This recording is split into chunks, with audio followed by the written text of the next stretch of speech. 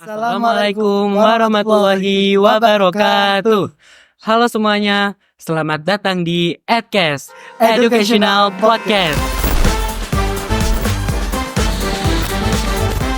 Kami, TSA Divisi Edukasi, mengadakan konten yang bersifat informatif dan menarik untuk kalian semua. Di video perdana ini, kami mengkhususkan video ini untuk kalian semua siswa SMA tahun terakhir yang akhir-akhir ini sedang sibuk-sibuknya untuk memasuki perguruan tinggi nih. Karena mengingat kalau SNBP, SNBT, dan jalur mandiri sudah dekat untuk kalian hadapi. Betul, dan kebetulan pada pagi hari ini kita kedatangan tamu yang cukup spesial, yaitu adalah Ustadz Aziz Tanama selaku guru biologi di Tursina IPS. Assalamualaikum. Mungkin sebelumnya bisa memperkenalkan diri. Halo Ustadz, baik. Terima kasih atas undangannya dari TSA Education. Saya Aziz Tanama, guru biologi dan tim kurikulum kalau di Tursina IPS Mel Campus. Gitu. Kalau boleh tahu kan, Ustadz nih katanya pernah menang award dari eksternal nih ya. Kalau boleh tahu, award apa ya? Oke, baik. Alhamdulillah untuk di bulan November kemarin saya mendapatkan awarding di eksternal, yaitu terkait video terinspirasi dengan tema adalah pembelajaran di dalam kelas, begitu. Penyelenggaranya adalah Medan Pustaka Emas, di mana penerbit yang luar biasa untuk menyuplai dan juga mendukung pembelajaran di sekolah-sekolah dari PAUD sampai dengan SMA. Nah, di sana saya mengikuti dengan footage-footage yang sudah saya kumpulkan selama saya mengajar. Tentunya tidak mengganggu saat saya mengajar, kemudian saya combine, kemudian saya upload, dan pesertanya kurang lebih 100 lebih dari seluruh penjuru Indonesia, dan alhamdulillah kemarin dapat nominasi dan juga menang di video terinspirasi. Masya Allah, jadi keren sekali guys. Berarti Ustadz kayak most inspirational teacher gitu ya? Yap, belum seperti itu. Dan kebetulan juga Ustadz Aziz ini bisa dibilang cukup berpengalaman dalam hal PTN ini ya, Zed. Iya. Ya. Jadi kita mungkin langsung saja ya Ya. ke topiknya. Jadi kita nih akan membahas tentang mungkin sekitar tips and triknya masuk PTN nih Tar. Untuk awal-awal nih mungkin Ustadz boleh menjelaskan tentang perbedaan perguruan tinggi negeri dan yang swasta nih Tar. Oke.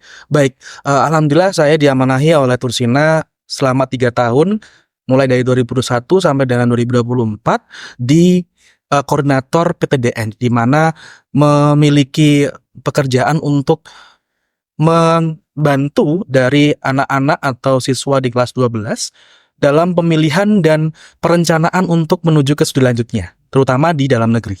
Nah, kalau perbedaan antara PTN dan PTS ya, tadi yang pertanyaannya. Jadi sebenarnya kalau saya bilang ya, itu sama saja sebenarnya. Kalau perguruan tinggi negeri dan swasta, yang membedakan adalah dari beberapa segi saja. Yang pertama, pendirinya atau milik siapa gitu. Kalau dalam negeri itu kan berarti dari pemerintah. Sedangkan kalau swasta berarti dia dari yayasan, di mana nanti juga pendanaannya juga berbeda. Kalau dalam negeri berarti kan pemerintah semuanya pure. Dan juga nanti dalam negeri itu terbagi menjadi 2. Ada PTN BLU atau Badan Layanan Umum, dan juga PTN BH atau Badan Hukum. Nah, ini nanti akan menjadi perbedaan dalam segi sumber dana juga.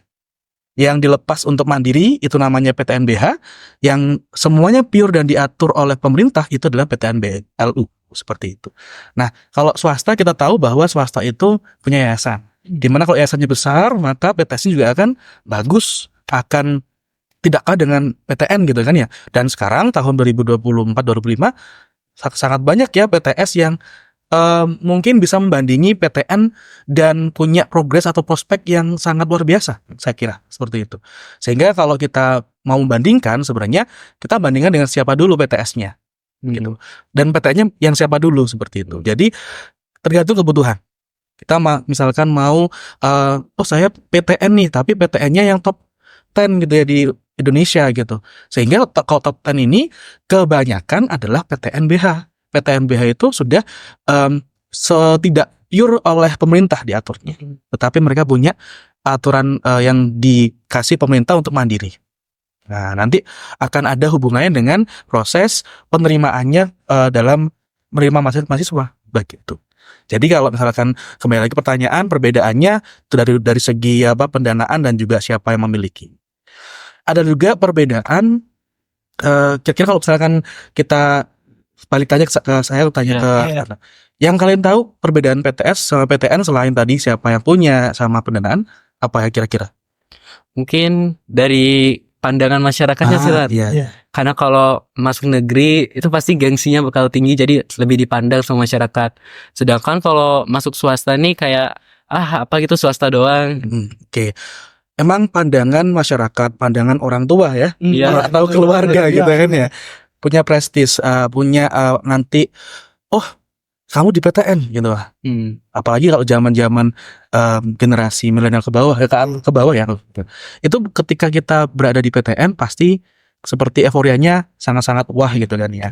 Karena pada saat itu atau zaman-zaman itu jumlah PTS yang berkembang atau ada itu kan sedikit dan masih belum terakreditasi dengan baik. Sedangkan kita berada pada era yang generasi milenial ke atas itu sudah banyak sekali PTS yang punya modal besar, kemudian guru-gurunya atau dosennya juga sangat-sangat bagus, sehingga kalau sekarang terkait pandangan masyarakat itu mungkin agaknya harus dirubah ya, harus dirubah. Kenapa? Faktanya PTS sekarang itu memiliki potensi yang sangat besar untuk mengembangkan mahasiswanya. Fasilitas, kemudian jejaring komunitasnya, alumninya bisa di luar negeri, bisa dalam negeri dan juga punya usaha ya yang gede dan alumninya bisa berdampak gitu. Nah kalau PTN memang prestisnya sangat gede dan juga saat penerimaan mahasiswa itu kan dipilih yang memang terbaik sehingga dia berada pada komunitas yang terbaik dan punya privilege bahwa dia akan berkembang juga ketika dia bagus di dalam komunitas itu gitu. Kembali lagi ketika kita tidak memiliki niat untuk mengembangkan diri, kita nggak jadi apa-apa di PTN maupun di PTS. Betul. Gitu. Berarti kurang lebih semua itu tergantung kitanya sendiri ya, Tat? Benar. Kayak gak apa-apa masuk PTN karena ujung-ujungnya semuanya tergantung usaha kita gitu. Tapi kan kalau PTN sendiri tuh lebih dipandang daripada PTS. Dan beberapa masyarakat masih memiliki pemikiran kayak PTN tuh lebih tinggi gitu. Dan itu juga berpengaruh sama proses pencari kerja. Prospek kerjanya tuh yang PTS mungkin bisa dibilang dikit lah kayak gitu. Contohnya kita ambil kedokteran di PTS. Beberapa dari mereka tuh kayak ambil spesialisnya ke luar negeri biar bisa diterima kerja di rumah sakit besar di Indonesia. Nah, selain itu cara meningkatkan prospek kerja bagi lulusan PTS ini gimana sih, Tat? Biar yang nggak harus kayak ke luar negeri gitu. Jadi dianggap sama gitu loh, Tat. Oke. Berarti bagaimana kita bisa menyamakan output dari PTN dengan PTS yang seperti tadi itu ya. Ya mungkin kalau dari saya adalah bagaimana dari mahasiswa tersebut untuk aktif mencari jejaring, kemudian ikut riset atau mencari pengalaman, atau kita singkatnya adalah portofolio. Ya, portofolio. Portofolio selama mahasiswa itu sangat banyak sekali kesempatannya. Nanti Bilal ya dan teman-teman semuanya di sini ketika sudah mahasiswa ya itu akan banyak kegiatan yang bisa menjadi portofolio kamu dan akan bermanfaat ketika sudah lulus kerja seperti itu. Nah, jadi poinnya ya harus jadi mahasiswa yang tidak malas ya. Atau bahasa saya dulu di zaman dulu jangan menjadi kupu-kupu. Ya, kita pernah tahu ya. Jadi kuliah pulang. Jadi jangan seperti itu. Kalau bisa, misalkan hari Senin, dia cuma dapat 3 SKS doang. Nah, selainnya kan masih ada banyak tuh. Nah, itu cobalah berjejaring dengan teman-teman, sehimpunan, atau bahkan ikut BEM, atau senat sebagainya, atau bahkan ikut organisasi luar eksternal. Yang dimana tujuannya apa? Upgrade skillnya, upgrade jejaringnya, sehingga ketika keluar dari atau lulus dari PTN maupun PTS, itu tidak kebingungan. Karena sudah tahu lingkungan luar bagaimana.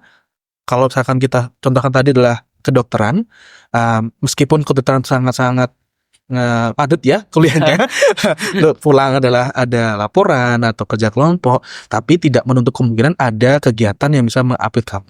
Itu banyak teman-teman saya di saat saya kuliah juga kedokteran juga banyak yang ikut kegiatan-kegiatan eksternal. Jadi lebih pada kita bagaimana cara kita sendiri untuk membangun kita menjadi punya value di luar dari kuliah tadi. Tidak harus, boleh lah itu misalkan kita spesialis keluar gitu ya. Kemudian kita punya tujuan untuk ke dalam negeri. Toh juga akan sama misalkan dari materinya. Kalaupun materi dari kuliah di DN atau dalam negeri itu cukup segitu, sebenarnya kembali lagi, apakah kamu cukup puas dengan materi itu? Kalau tidak cukup puas, maka harus ditambah atau dikembangkan. Seperti itu. Baik, setelah kita tahu perbedaan PTN dan PTS nih, Tat, mungkin kita bisa lanjut ke seleksinya atau penerimaan masuk ke PTN atau PTS ini. Ya, mungkin bisa jelaskan dari PTN dulu. Oke, baik. Penerimaan ini kan sangat banyak ya. Atau kalau kita klasifikasikan dari tahun 2021 sampai dengan tahun sekarang ya 2025, insya Allah tidak akan berubah, insya Allah gitu kan, karena menterinya berubah gitu kan ya. Ada SNBP, ada SNBT, kemudian ada Mandiri. Mandiri itu ada banyak kan, Mandiri yang prestasi, Mandiri rapot, ada Mandiri kerjasama dan sebagainya. Dan sebelum SNBP saja juga ada. Untuk PTS kan ada IUP, atau di DN juga ada IUP, kemudian ada TAFIDS ya, seleksi TAFIDS itu banyak sekali. Nah, yang menjadi perbedaan antara dalam negeri dan PTS adalah timeline pelaksanaannya. Mungkin yang pertama itu. Kalau PTS kebanyakan lebih menjemput bola di awal ya. Nah, dengan tawaran-tawaran yang memang mereka setting dengan tawaran misal di awal itu uang DPP-nya akan ada diskon. Kemudian dia punya privilege apa. Nah, itu kan ada marketing di sana PTS-nya. Pun ketika di akhir tahun seperti kemarin itu ada IUP atau awal tahun IUP untuk yang dalam negeri. Nah, IUP ini kelas internasional. Kamu boleh pilih mau ikut atau tidak gitu kan, tergantung dari kekuatan kemampuan kamu dan juga finansial. Karena IUP memang sangat atasnya dari normal ya, untuk SPP-nya maupun biayanya, karena dia ada program untuk dia keluar negeri selama 2 semester kalau nggak salah, beberapa program situ. Jadi IUP. Lalu ada SNBP di bulan Februari kalau nggak salah, Februari. Sudah Februari. Nah, SNBP ini adalah seleksi yang orang-orangnya atau anak-anaknya berprestasi dari segi rapot maupun dari segi pengembangan diri dia gitu.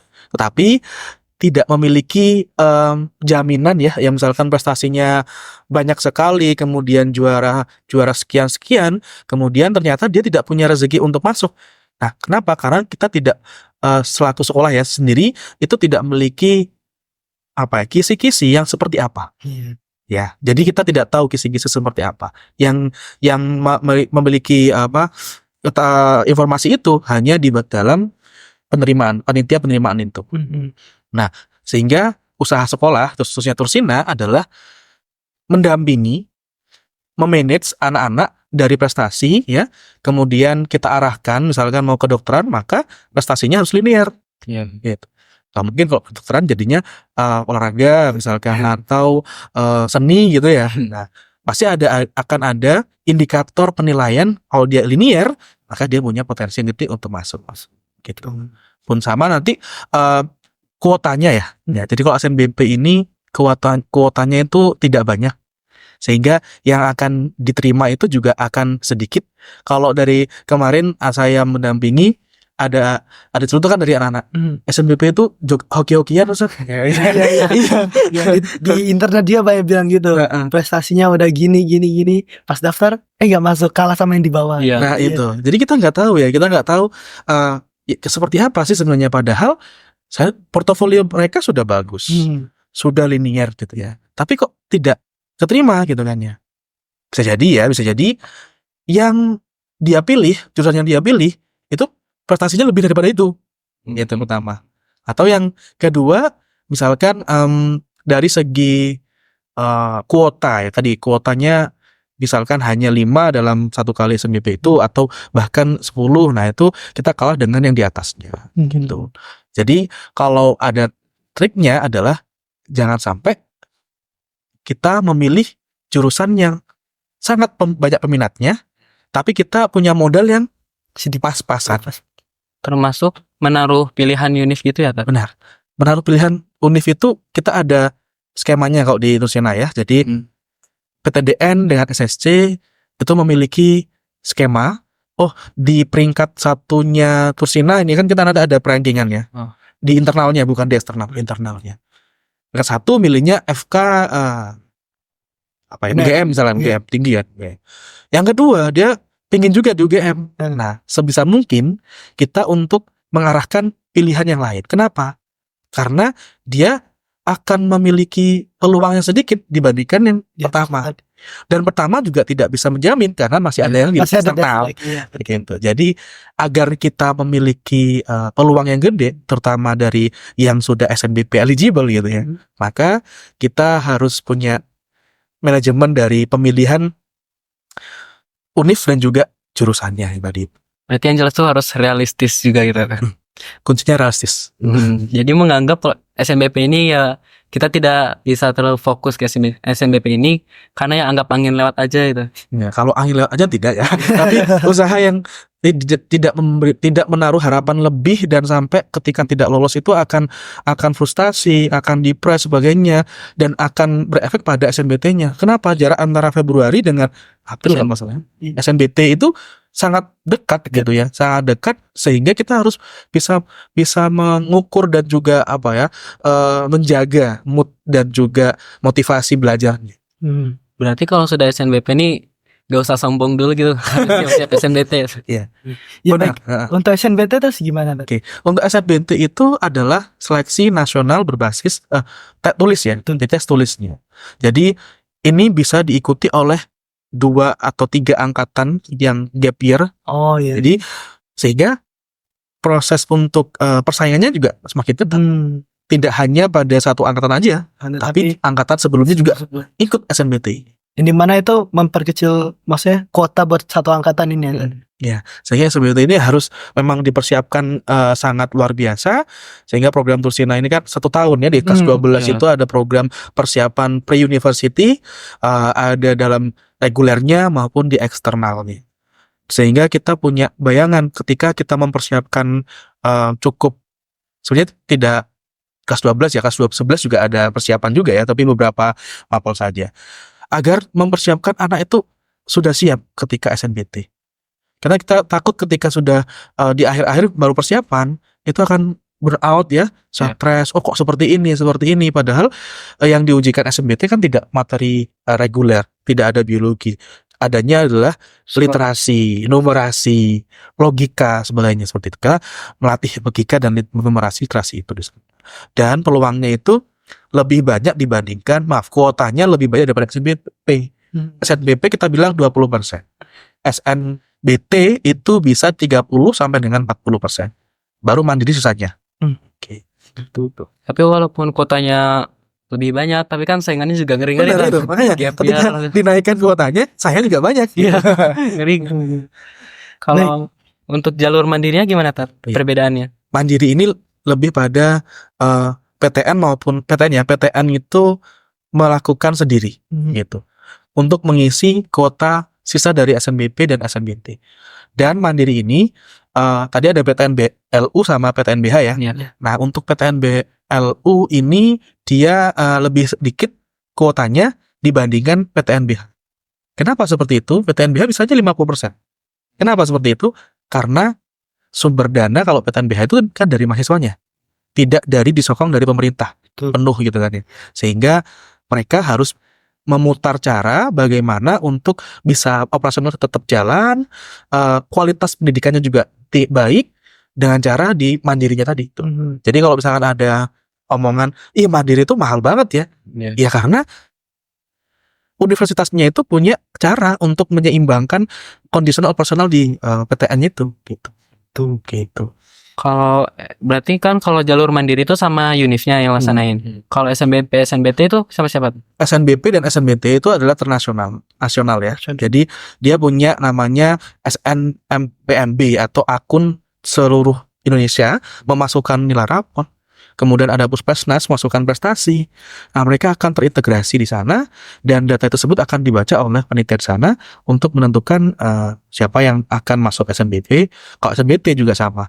SNBT kan masuk pada sistem penilaian ya, skor gitu ya. Nah, skor SNBT itu sangat tinggi, bukan tinggi ya 600 ke atas sampai dengan 1000 kalau sangat yang maksimal enggak. Jadi itu terpusat. Kalau mandiri itu PTN-nya sendiri. Berarti udah ada panitianya sendiri itu yang nasional tuh. Desember kemarin panitia SNPMB itu sosialisasi ya. Untuk tahun ini bagaimana ya, untuk kemudian teknisnya bagaimana, itu setiap tahun. Apakah ada perubahan atau tidaknya itu akan diinformasikan jauh-jauh hari. Untuk apa? Karena kita punya sekolah itu punya operator ya. Jadi operator itu harus mempersiapkan, mengupload nilai, mengupload prestasi, kemudian nanti sehingga akan muncul ring nilai dari kita kelas 12 itu. Ini mengingat mungkin Vira lagi kelas 10, saya kelas 11, tapi kan akhir-akhir ini waktu tuh jalan cepet dan jadi kita nggak kerasa baru masuk SMA tiba-tiba udah kelas 12.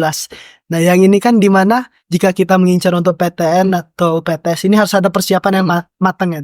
Kira-kira tips and trick untuk kita mempersiapkan diri kita buat masuk universitas ini gimana Tat? Mungkin bisa mulai dari kelas ini, mulai ini begitu. Oke, baik.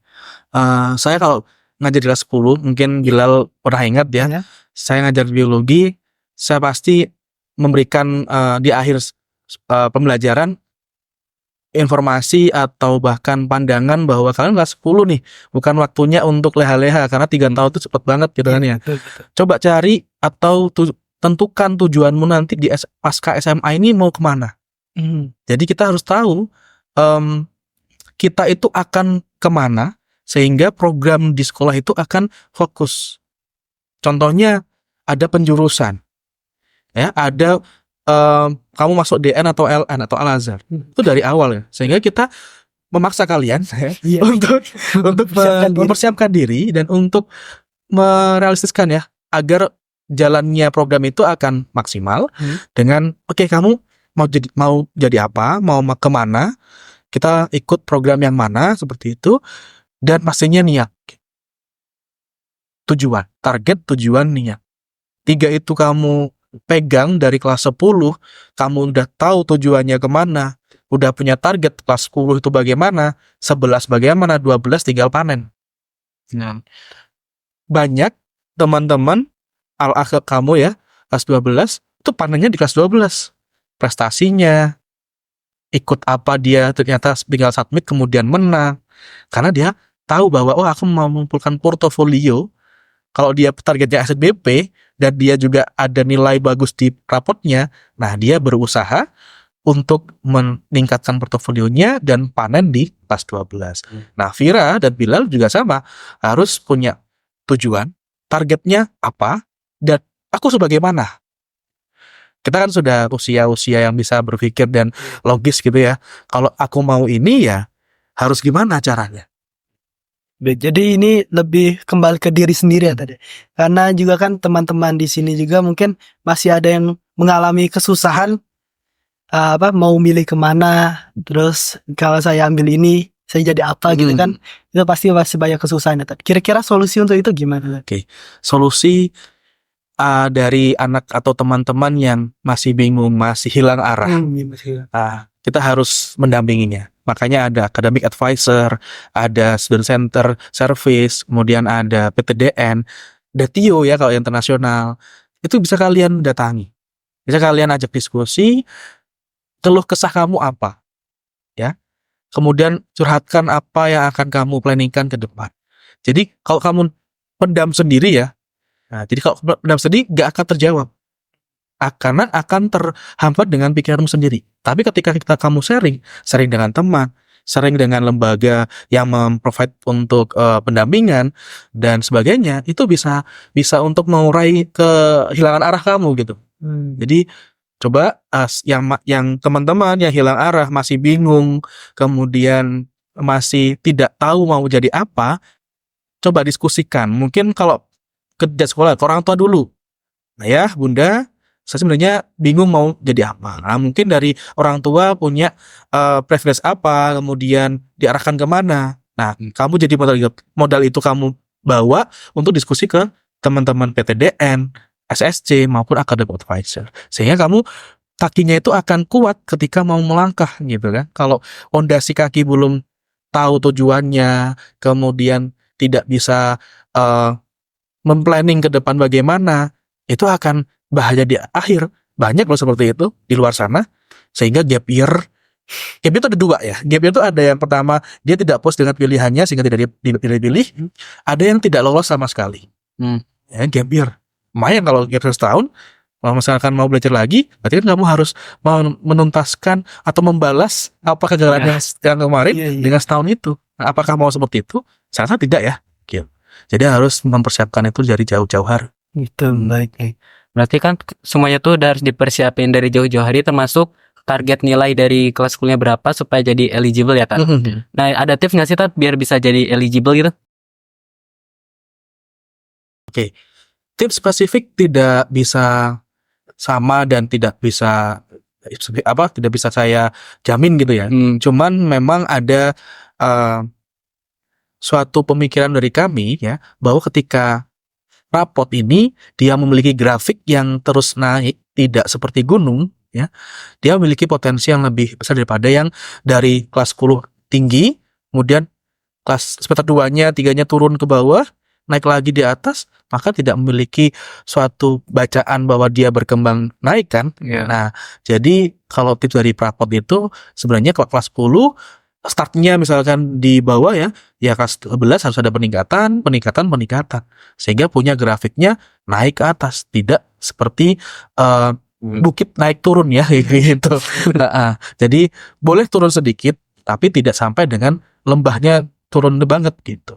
Itu terkait rapot. Yang kedua, prestasi dibanyakin yang linear dengan tujuan. Makanya tujuan di awal tuh harus sudah tahu mau apa jadi apa gitu. Berarti karena nggak ada tips khususnya nih, berarti emang harus pahamin banget ya kriteria eligible di sekolah itu. Bisa tanya ke kelas atau ustadz. Kalau untuk SNBP sendiri kan banyak tuh yang dipertimbangin, mulai dari peringkat sekolah, prestasi sama nilai raport. Peringkat sekolah ini yang top 1000 ini kan udah nggak di-update ya.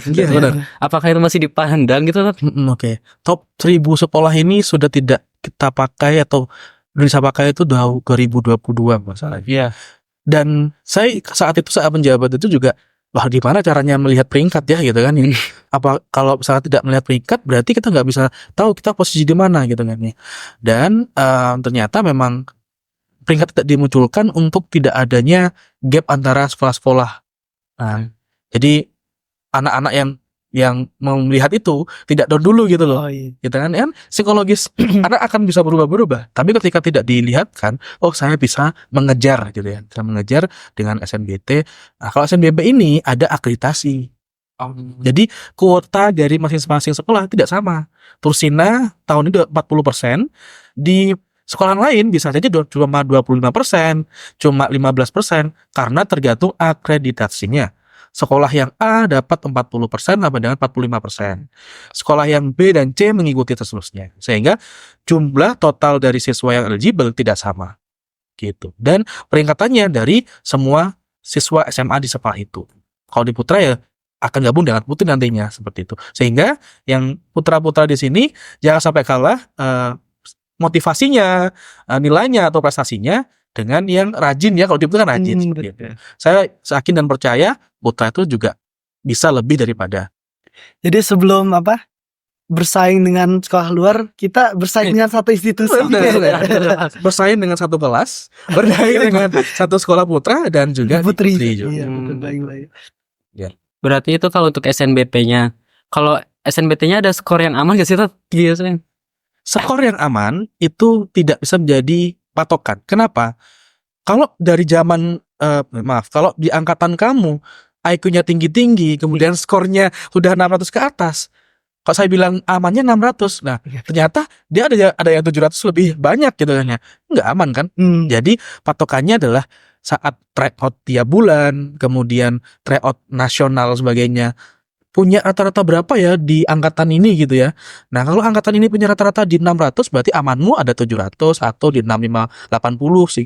Dan kalau di luar sana ada passing grade, sebenarnya itu adalah data-data dari sebelum-sebelumnya gitu kan ya. Data yang dikompil di tahun-tahun sebelumnya. Dan tahun yang berjalan mungkin bisa lebih atau bisa di bawahnya. Seperti itu. Jadi, kalau bertanya batas amannya, itu relatif. Kalau tips biar skornya tuh tinggi gimana nih, Tat? Karena kan skolastik ya tesnya tuh, penalaran itu. Benar. Jadi nggak kayak belajar menghafal doang tuh nggak cukup. Tipsnya tuh gimana, Tat? Latihan. Intensif latihan itu. Jadi seperti kelas 12 ini tadi. Iya. Dari awal tahun sudah digempar dengan intensif. Intensif, kemudian les ataupun belajar mandiri. Sebenarnya kamu harus punya pola ya. Polanya adalah jangan ngebut di awal. Kalau ngebut di awal, kayak misalkan kita punya kendaraan ngebut di awal, di akhir akan kehabisan bensin. Kemudian entah dia ordernya rusak sebagainya. Sehingga kita pelan-pelan dulu, baru ketika sudah mendekati finish, kebut itu. Kenapa? Data tahun 2024, siswa yang burn out karena mempersiapkan PTN atau studi lanjut, itu sangat tinggi atau depresnya itu burn outnya di Januari, Februari. Kenapa? Kena IUP, kena SNBP eligible, dia sudah ngejar nih mati-matian, kemudian dia burn out. Nah, untuk demotivasi tadi itu berbahaya ketika di SNBT. Udah nggak kena burn out, demotivasi, turun nih. Nah, untuk starter awalnya lagi kan susah. Sehingga tipsnya adalah boleh belajar lebih dini di kelas 10, tapi kamu bisa harus membagi waktu antara refreshing, antara kamu bisa nge-push dirimu, mungkin sehari 4 atau 2 jam membaca, latihan. Kita kan di sini sebagai santri, jadwalnya itu kayak padat banget. Nah, saran dari Ustadz gimana nih biar disiplin belajar, pintar mengatur waktu itu gimana, Tat? Faktanya semakin kita depres, maka kita akan berkembang. Ya. Semakin kita punya waktu yang sempit, maka kita juga gentar untuk mengolah waktu tersebut.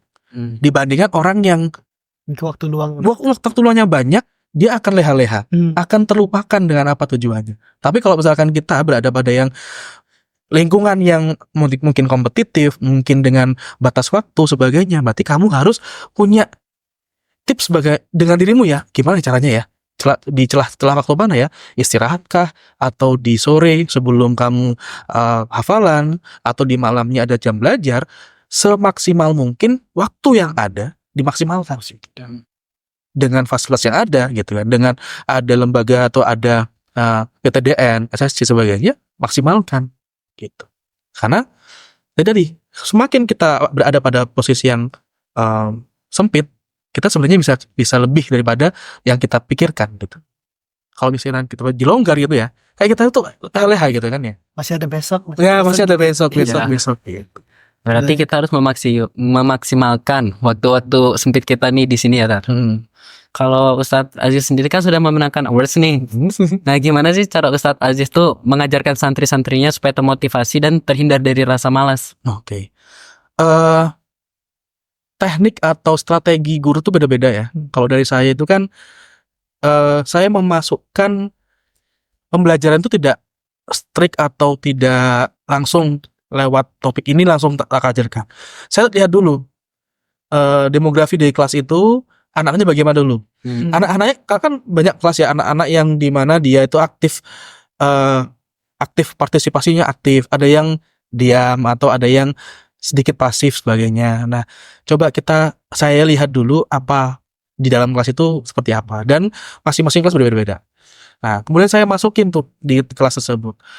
Saya kan sekarang ngajar di kelas 7. Saya masukin, kalau kelas 7 berarti kan dunia masih bermain, dunianya masih hahaha, tapi sedikit banyak saya masukin dengan ada worksheet yang dikerjakan, dia sukanya apa ya. Kalau misalkan mau gamify, saya juga memprovide itu. Jadi sebenarnya pembelajaran kalau sekarang ada deep learning, ada mindful learning gitu ya. Sebenarnya bagaimana kita bisa connect dengan anak dulu. Itu yang pertama. Kalau sudah connect, kita bisa untuk memasukin materi yang mudah atau yang susah gitu ya. Kalau di SMA, nah ini SMA itu kan sudah teenager ke atas ya, yang sudah apa sih kalau misalkan ada yang nggak jelas, apa sih ini gitu kan ya. Nah, kita coba pakai logika itu. Logika, diskusi, person to person, dan kalau dalam kemarin saya ini kan diaplikasikan adalah diferensiasi. Jadi diferensiasi ini kita memprovide ruang yang sukanya aktif berdiskusi, kami kasih ruang untuk saling diskusi dengan worksheet yang berbeda dengan yang lainnya. Yang sukanya dengan aktif dalam beraktivitas, penelitian atau sebagainya, atau dia tidak bisa berhenti untuk bergerak ya, di proses untuk pembelajarannya, diferensiasinya adalah praktikum sebagainya.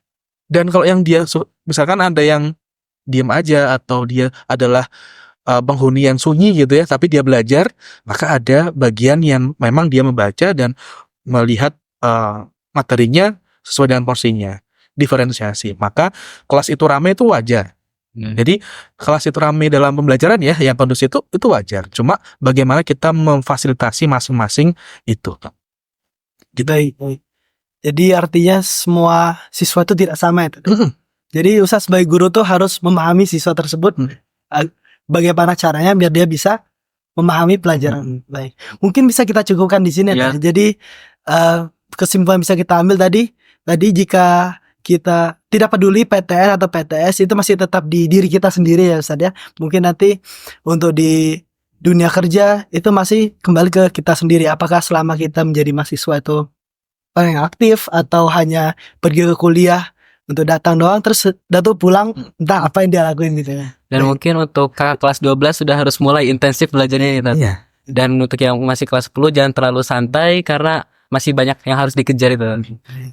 Jadi waktu itu berjalan cepat teman-teman. Jadi kalian dari awal ini mungkin bisa seperti Ustaz Aziz bilang tadi, mulai menentukan dulu kalian mau kemana, lalu mencari tahu sekiranya di dalam waktu ini apa yang bisa kalian lakukan gitu.